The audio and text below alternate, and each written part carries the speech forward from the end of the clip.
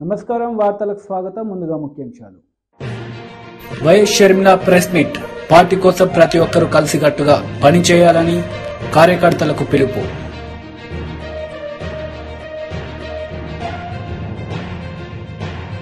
పత్తికొండలో రా కదలిరా బహిరంగ సభలో టీడీపీ అధినేత నారా చంద్రబాబు నాయుడు అధికారంలోకి వస్తే కరెంట్ బిల్లులు తగ్గిస్తారని హామీ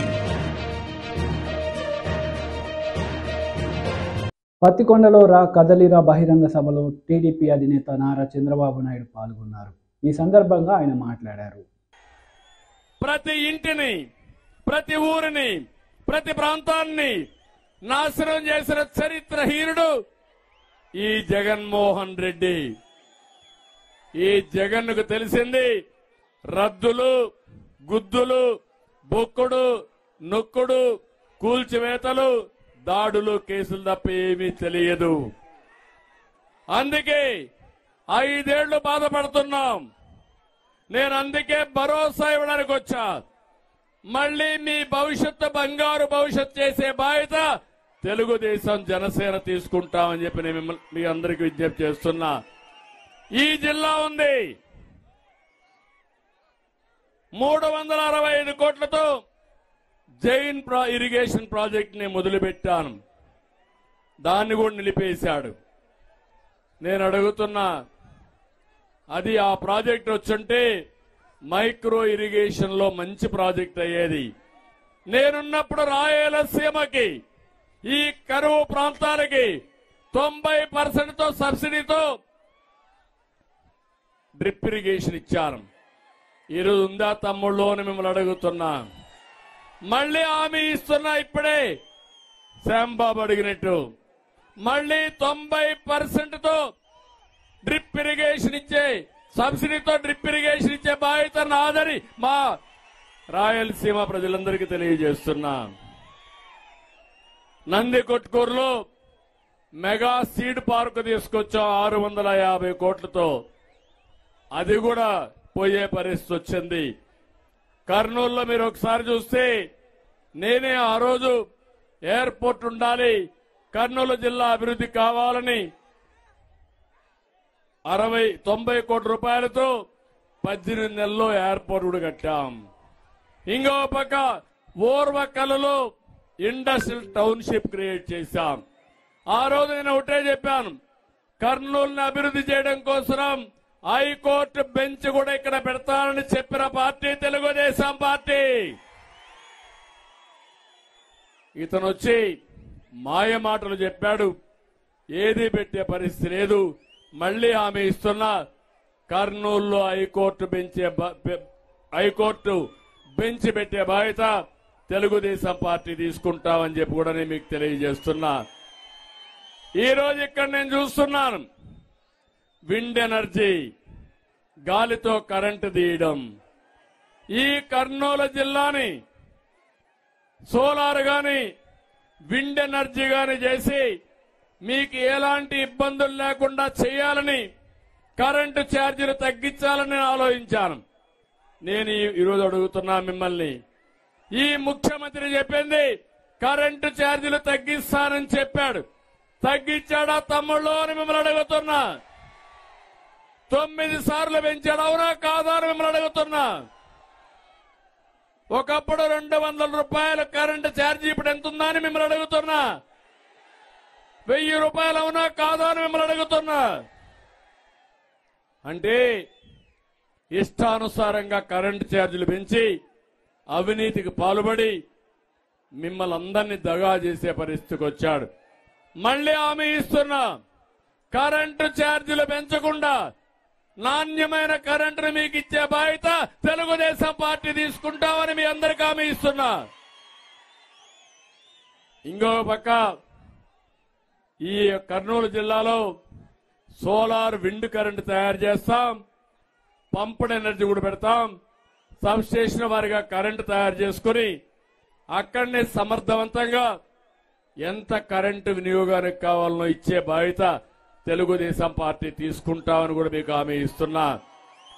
రైతులందరికీ ఒకటి హామీ ఇస్తున్నాను, మీకందరికీ సోలార్ ఎనర్జీ ఇచ్చి మీరే కరెంటు ఉత్పత్తి చేసుకుని మీకు అవసరమైన కరెంటు వాడుకుని, అవసరమైతే మీ ఇండ్లు కూడా వాడుకుని మిగులు కరెంటు గవర్నమెంట్కి ఇచ్చేట్టుగా ఏర్పాటు చేసే బాధ్యత నాది. దానివల్ల మీకు వైఎస్ షర్మిలారెడ్డి మీడియా సమావేశం నిర్వహించారు. ఈ సందర్భంగా ఆమె మాట్లాడుతూ ప్రతి ఒక్కరూ పార్టీ కోసం కలిసికట్టుగా ఉండి పనిచేయాలని ఆమె పిలుపునిచ్చారు. ఈ సందర్భంగా ఆమె ప్రసంగించారు. అనంతపురం జిల్లా అంటే నాన్నకు రాజశేఖర రెడ్డి గారికి చాలా ప్రియమైన జిల్లా. ఎందుకంటే ఈ జిల్లా కరువు జిల్లా, మన దేశంలోనే అతి తక్కువ వర్షాభావం ఉన్న జిల్లాలలో ఇది 2వ స్థానం. అందుకే అనంతపురం జిల్లాకు ఎంత చేసినా తక్కువే. ఈ ప్రజలను బ్రతికించుకోవడం, వాళ్ళ అభివృద్ధి ఒకటే మార్గమని పూర్తిగా నమ్మాడు రాజశేఖర రెడ్డి గారు. రాజశేఖర రెడ్డి గారికి ముందు కనీసం అనంతపురం జిల్లాకి మంచినీళ్లు కూడా సరిగ్గా రాకపోతే రాజశేఖర రెడ్డి గారు ముఖ్యమంత్రి అయిన తర్వాత రఘువీరారెడ్డి అంకుల్ గారి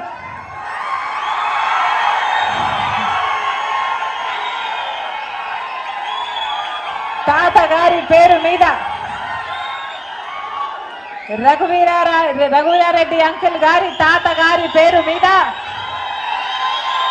శ్రీరామ్ రెడ్డి మంచినీటి పథకం రాజశేఖర రెడ్డి గారు ప్రారంభిస్తే 1000 గ్రామాలకు మంచి నీళ్లు ఇచ్చింది, 17 మున్సిపాలిటీలకు మంచి నీళ్లు ఇచ్చింది ఆ ప్రాజెక్ట్. రాజశేఖర రెడ్డి గారు ముఖ్యమంత్రిగా ఉన్న రోజుల్లో అనంతపురం జిల్లా అంటే ఎంత ఇష్టం అంటే రాజశేఖర రెడ్డి గారు ఉపాధి హామీ పథకం అంటే పేదలకు పని కల్పించే పథకం, మామూలుగా పని లేనప్పుడు పని కల్పించే పథకము రాజశేఖర రెడ్డి గారు మన్మోహన్ సింగ్ గారిని, ప్రధానమంత్రిని, సోనియా గాంధీ గారిని తీసుకొచ్చి ఉపాధి హామీ పథకము ప్రారంభించింది ఈ అనంతపురం జిల్లాలోనే. రాజశేఖర రెడ్డి గారు ఉన్నప్పుడు ఎంత అద్భుతంగా జరిగింది ఉపాధి హామీ పథకం. ఇప్పుడుందా ఆ పరిస్థితి? ఉపాధి హామీ పథకము ఎవరికైనా హామీ ఇస్తుందా? ఎవరికైనా భరోసాను కల్పిస్తుందా? ఎవరికి కల్పించడం లేదు. రాజశేఖర రెడ్డి గారు ముఖ్యమంత్రిగా ఉన్నప్పుడు ఇదే అనంతపురం జిల్లాలో 20 లక్షల ఎకరాలకు పైన బీజేపీ పార్లమెంటరీ బోర్డు సభ్యుడు doctor K Lakshman press meet నిర్వహించారు. ఈ సందర్భంగా పలు అంశాలపై ఆయన మాట్లాడారు.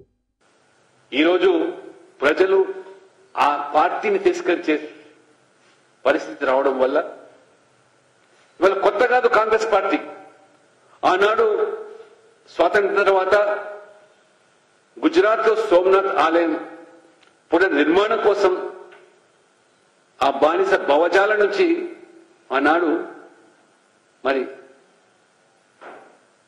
ప్రభుత్వం వైపు నుంచే జరపాలని చెప్పి నిర్ణయం జరిగినప్పుడు ఆనాడు ప్రధానమంత్రి హోదాలో నెహ్రూ గారు తిరస్కరించడం, ఈరోజు కాంగ్రెస్ పార్టీ కూడా తిరస్కరించడం, ప్రజల మనోభావాలు మొత్తం దేశవ్యాప్తంగా గాయపడ్డాయి. అందుకని ఇవాళ కాంగ్రెస్ కు ఒక ఎజెండా లేకుండా ఇవాళ మోదీ గారు చేస్తున్నటువంటి అభివృద్ధిని జీర్ణించుకోలేక ఏర్పడిన కూటమి ఇవాళ బీటలు వారిపోతుంది. కాబట్టి ఇవాళ తాజాగా బీహార్లోని పరిణామాలు. ఇంకా మన రాష్ట్రానికి వస్తే మొన్న కాంగ్రెస్ అధ్యక్షులు మల్లికార్జున్ ఖర్గే గారు గుమ్మడికాయలు దొంగ అంటే భుజాలు దడుపుకున్నట్టుగా ఆయన ముందస్తుగానే ఐటీ, సిబిఐ భవిష్యత్తులో తెలంగాణలో కూడా దాడులు ఉంటాయి, అప్రమత్తంగా ఉండని చెప్పి.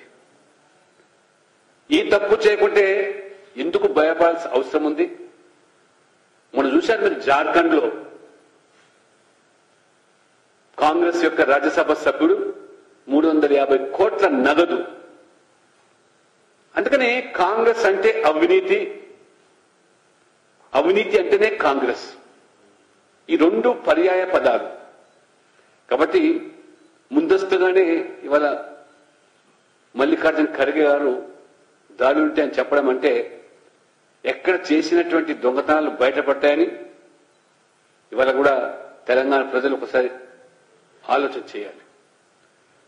మొన్నటి వరకు కాంగ్రెస్ కర్ణాటకలో ఉచితాల పేరు మీద, గ్యారంటీల పేరు మీద ప్రజలను నమ్మించి ఇవాళ 8 మాసాలు కూడా గడవలేదు. ఇవాళ తీవ్ర వ్యతిరేకత ప్రజల్లో. అక్కడ ఉన్నటువంటి నిరుద్యోగ భృతి లేదు, ఉద్యోగ అవకాశాల కోసం నోటిఫికేషన్ లేవు. పైపెచ్చు కేవలం ఓట్ల కోసం ఈ ఉచిత ప్రయాణాలు ఏ రకంగా ఇవాళ అనర్థాలకు దారితీస్తున్నదో అక్కడ ఉన్న ప్రజలు ఇవాళ గమనించారు. ఆ రోజు కూడా మేము చెప్పాము, ఇవాళ దేశమంతా కూడా కాంగ్రెస్ విడిచిపెట్టకపోతా ఉంటే. వైసీపీ సామాజిక సాధికార బస్సు యాత్రలో మంత్రి అనిల్ కుమార్ యాదవ్ పాల్గొన్నారు. ఈ సందర్భంగా ఆయన ప్రసంగించారు. 2019లో పోయినాడు, మళ్ళీ ఎదిగి నా ఓటమి ఎక్కడ ఉందా అని చెప్పి మళ్ళీ వచ్చి అక్కడ మీటింగ్ పెట్టాడు. మళ్ళీ 2022 మనకి స్థానం వచ్చి రానప్పుడు మారాలి కానీ మళ్ళీ మొండిగా వస్తే వచ్చేది 2024లో మళ్ళీ ప్రతిపక్షమే చంద్రబాబు నాయుడు గారు అని భగవంతుడు రాసేశాడని చెప్పి తెలియజేస్తా ఉన్నా. వచ్చి మా అందరి గురించి మాట్లాడాడు, నా గురించి మాట్లాడాడు, అందరి గురించి, శాసనసభ్యుల గురించి మాట్లాడాడు ఆడికి వచ్చి. కానీ ఆయన మా దగ్గర నుంచి తీసుకున్న శాసనసభ్యులు మాత్రం అంట పతివ్రతలంట, అద్భుతమైన వాళ్ళంట, కొరవలంట, దొంగలంట. ఆహా, చూసారా నుంచి ఒక ఆయన సైకిల్ అంటే ఓటు అన్నారంట. ఆయన సత్యహరిశ్చంద్రుడు అయిపోయా, ఆయన నెల్లూరు నియోజకవర్గంలో కానీ ఆత్మకూరు నియోజకవర్గం కానీ ఏమి చేయకపోయా. ఆయన మాత్రం బాగా సీల్ వేసుకొని ఒక అద్భుతమైన వ్యక్తి కాబట్టి మేము పక్కన నేర్చుకున్నాం. కొత్త శాసనసభ్యులందరూ దొంగలా? చంద్రబాబు నాయుడు అంటే నీ దగ్గర చేస్తే మాత్రం సంసారే, పక్క దగ్గర ఉంటే మాత్రం వ్యవసాయం చేస్తున్నట్ట. ఈ రోజు వైఎస్ఆర్ కాంగ్రెస్ పార్టీలో పోటీ చేస్తున్న శాసనసభ్యులందరూ కూడా జగన్మోహన్ రెడ్డి గారిని, ఒక పార్టీని, జగన్మోహన్ రెడ్డి గారిని చూసి వేసిన ప్రజలకి ఈ రోజు నమ్మకంగా ఈ రోజు నిలబడిన శాసనసభ్యులని చెప్పి అందరూ కూడా తెలియజేస్తున్న, పోటీ చేసిన ప్రతి ఒక్కరు కూడా ఈరోజు 2014లో కానీ, 19లో కానీ, 24లో కానీ, 29లో కానీ, 34లో కానీ కలవడులో కూడా జగన్మోహన్ రెడ్డి గారు ఉండే శాసనసభ్యులు చెప్పి తెలియజేస్తా ఉన్నా. నువ్వు తెచ్చుకున్నావు వ్యక్తిలో వేదిక మీద ఉన్నారో ఎవరు ఏ పక్క ఉంటాడో తెలియదు. 2024 పక్కన నీ పక్కన ఉంటాడో కూడా తెలియని పరిస్థితుల్లో ఈ రోజు నువ్వు వచ్చి నెల్లూరు నగరంలో మా గురించి మాట్లాడుతున్నావంటే ఇంతకన్నా దౌర్భాగ్యమైన పరిస్థితి లేదని చెప్పి తెలియజేస్తా ఉన్నా. మరొకటి, నిన్న చూసా ఏబిఎన్లో అనిల్ అలిగి వెళ్ళిపోయాడు, జగన్మోహన్ రెడ్డి గారికి ఏదో ఇది అనిల్ ని మారుస్తున్నాడు కాబట్టి జగన్మోహన్ రెడ్డి గారి ఈ వేదిక మీద నేను చెప్తున్నా, రాష్ట్ర బ్రేకింగ్ వేసుకుంటావు రాధాకృష్ణకి చెప్తున్నా. అరే బిడ్డ, అనేక సార్లు చెప్పా, మళ్ళీ చెప్తున్నా, చాలా సార్లు చెప్పా, మళ్ళీ చెప్తున్నా. జగన్ అన్న ఏది చెప్తే అదే శిరోధారి అనుకుని భావించే వ్యక్తిని అనిల్ కుమార్ గారు. నన్ను పిలిచి ఇక్కడికి వెళ్ళు అంటే శిరస వహించి పోతా జగనన్న కోసం అని చెప్పా. అలాగే ఈరోజు జగనన్న నర్సరావుపేట పొమ్మన్నా పోతా, లేకపోతే ఇంకో దగ్గరికి పొమ్మన్నా పోతా, ఇంకో ఎంపీకన్నా పోతా. 2 సార్లు శాసనసభ్యుని చేశాడు, మంత్రిని చేశాడు.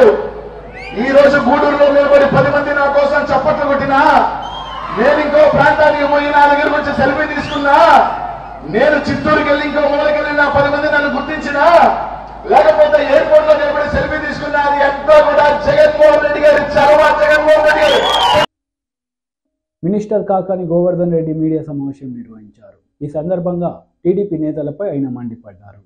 వచ్చేస్తుంది, నేరుగా రైతులకు ఇస్తున్నాం. ఎరువులు ఏ విధంగా ఇస్తున్నాం? నీ హయాంలో ఎరువులకు సంబంధించి సరైనటువంటి ఇది లేక రైతులకి అధిక ధరకు అమ్మారు డీలర్. నీకు ఎప్పుడన్నా నియంత్రణ ఉన్నదా? మీరేం చెప్పారు?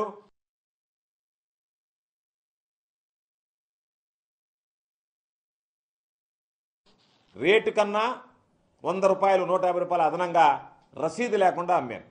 రెండవది, మీరు కాంప్లెక్స్ ఎరువులు కొంటేనే నేను యూరియా కానీ డిఏపీ కానీ ఇస్తామని చెప్పాను. నువ్వు దాన్ని కంట్రోల్ చేయగలిగావా?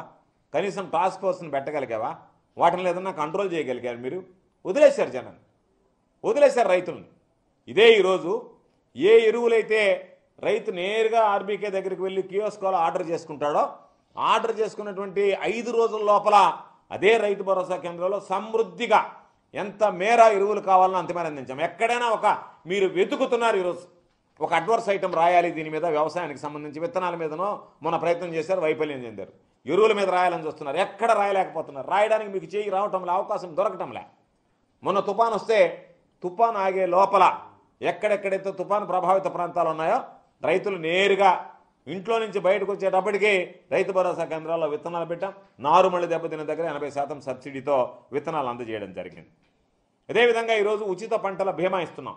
నీ జన్మలో ఏ రోజైనా ఉచిత పంటల బీమా లాంటిది రైతులను ఆదుకోవాలనేటువంటి ఆలోచన నీ బుర్రలో వచ్చిందా? రైతుల గురించి నువ్వు ఆలోచన పంటల బీమా ఇస్తే ఏదైనా ప్రకృతి వైపరీత్యాల వల్ల దెబ్బతింటే లేదా పంట దిగుబడి తగ్గిపోతే ఏదైనా కారణాల వల్ల ఆ రైతులకి బీమాతో రక్షణ కల్పించాలనేటువంటి ఆలోచన, ఉచిత పంటల బీమాను గురించి ఆలోచన చేసావా? జగన్మోహన్ రెడ్డి గారు ఆలోచన చేశారు, ఈ ప్రభుత్వం ఆలోచన చేసింది. రైతులు ₹1 ప్రీమియం కట్టాల్సినటువంటి అవసరం లేకుండా మొత్తం ఈరోజు ప్రభుత్వమే భరించి రైతులకు ఉచిత పంటల బీమా కింద దిగుబడి తగ్గితే ఈరోజు పంటలకు సంబంధించినటువంటి ఆ రక్షణ కల్పించేటువంటి అవకాశం ఈరోజు జగన్మోహన్ రెడ్డి గారు తీసుకోవడం జరిగింది. అదేవిధంగా నువ్వు ఇంకొక మాట చెప్పావు, గిట్టుబాటు ధర గురించి మాట్లాడుతున్నావు. నేను ఈరోజు ఛాలెంజ్ విసురుతున్నా. గిట్టుబాటు ధరకు సంబంధించి గిట్టుబాటు ధర లేకపోతే చేతులు ఎత్తేసావు. ధాన్యం కొనుగోలు కేంద్రాలు ఓపెన్ చేయలేకపోయావు. ధాన్యం కొనుగోలు కేంద్రాల్లో ధాన్యం కొనకుండా పోయావు. ఆ రోజు ప్రతిపక్షంలో మేము అడిగితే అధికారులు చెప్పినటువంటి మాట, మాకు ఇంతకన్నా మించి కొనొద్దన్నారు, మాకు కోటా విధించారు, ఇదిగో మేము ఇన్ని టన్నులే కొంటాం, ఇన్ని టన్నులు మించి మేము కొనము అని చెప్పారు.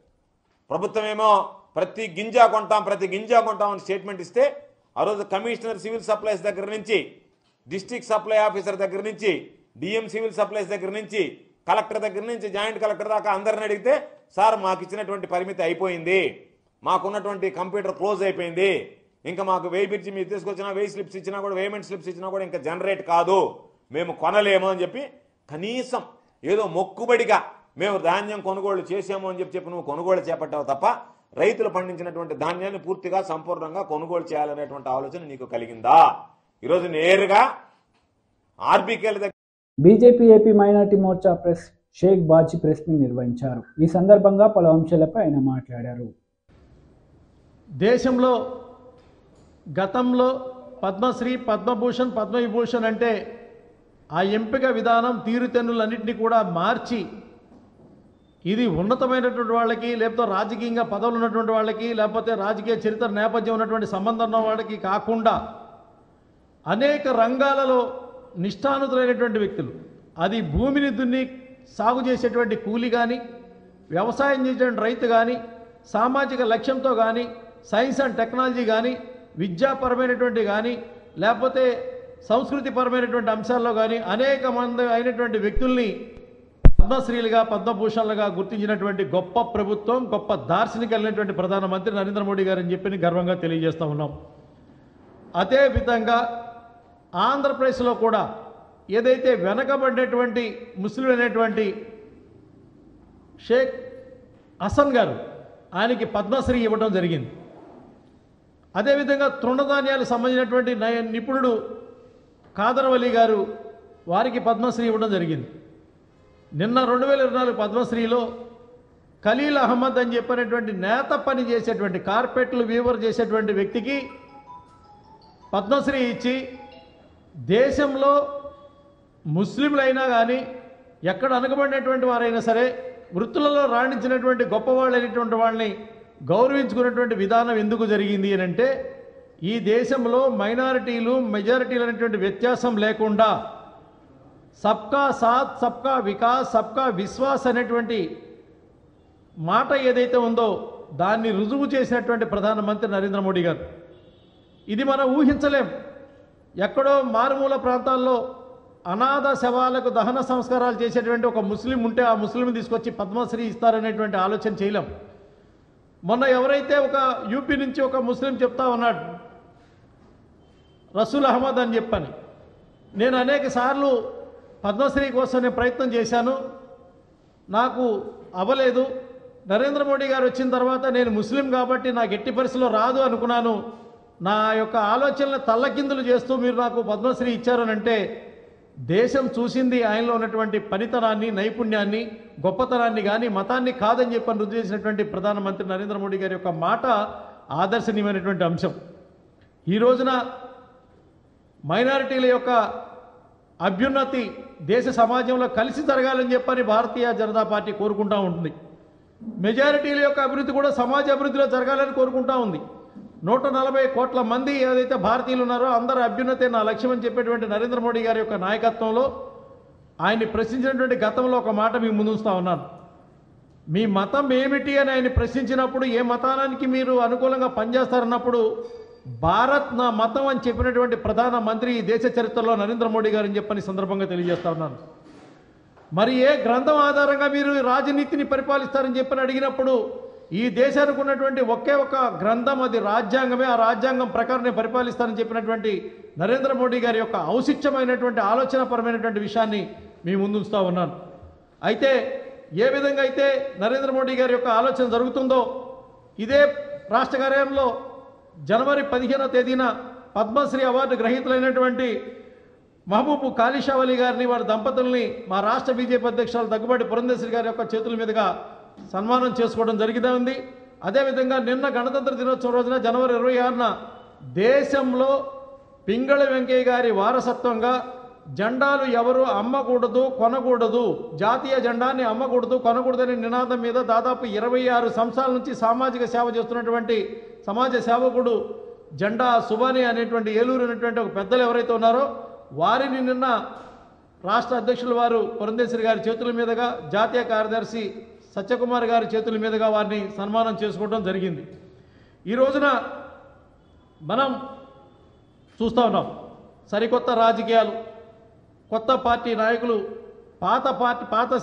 పాత సీసాలో కొత్త సారాలాగా వచ్చినటువంటి రాష్ట్ర ముఖ్యమంత్రి యొక్క చెల్లెలు, నిన్నటి వరకు జగన్ రెడ్డి, నేడు జగనన్న, రేపు ఏమవుతాడో చూద్దాం అనేటువంటి పరిస్థితిలో ఉన్నటువంటి లెక్కలో ఉన్నటువంటి వివాదాస్పదమైనటువంటి అంశాన్ని వారు లేపినందుకు వారికి. వార్తలు ముగించే ముందు ముఖ్యాంశాలు మరోసారి. YS Sharmila press meet. Party కోసం ప్రతి ఒక్కరూ కలిసికట్టుగా పనిచేయాలని కార్యకర్తలకు పిలుపు.